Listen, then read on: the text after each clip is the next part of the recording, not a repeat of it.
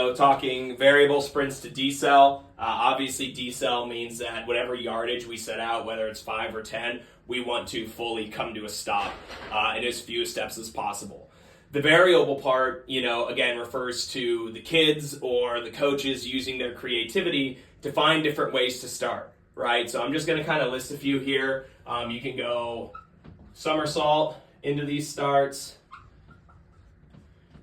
You can go prone or supine. So again, that would be either on your stomach or on your back. You can do grappling and hand fighting into sprints. So there's a few grappling exercises in the program already, and you can do those into sprints as well, right? We can go half kneeling or tall kneeling, right, which would be when we're on both knees. We can do cartwheels into our sprints. We can do things like shuffling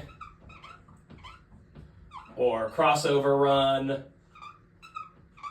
What you'll see as well sometimes is I'll add obstacle. I'll say, with obstacle in something. That again is just using your creativity. So like, if we have, let's say, a 10-yard sprint, 10's here, 0's here, regular sprint, we just go, right? But a sprint with an obstacle, right? There may be like a guy standing here, a guy standing here, and you have to now weave in between those guys to come through on the sprint.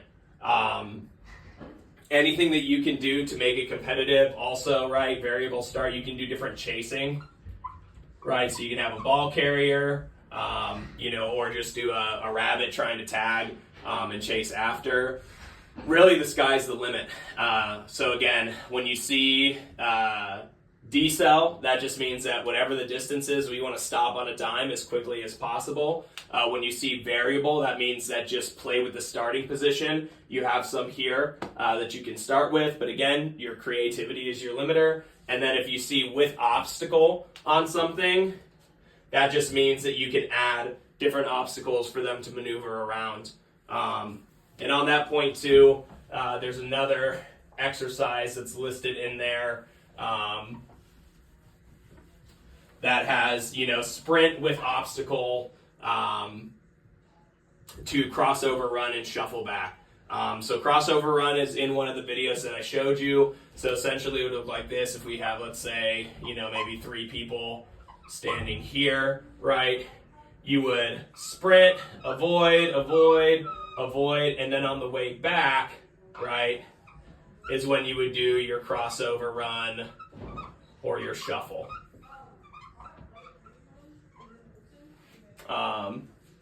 So again, whenever we're talking about obstacles, that's just what I mean, is add something in there. And then again, there's that exercise. It's like the obstacle run to a crossover run and shuffle back. You can look at the crossover run, and then you can look at the shuffle as well to do those things on the way back.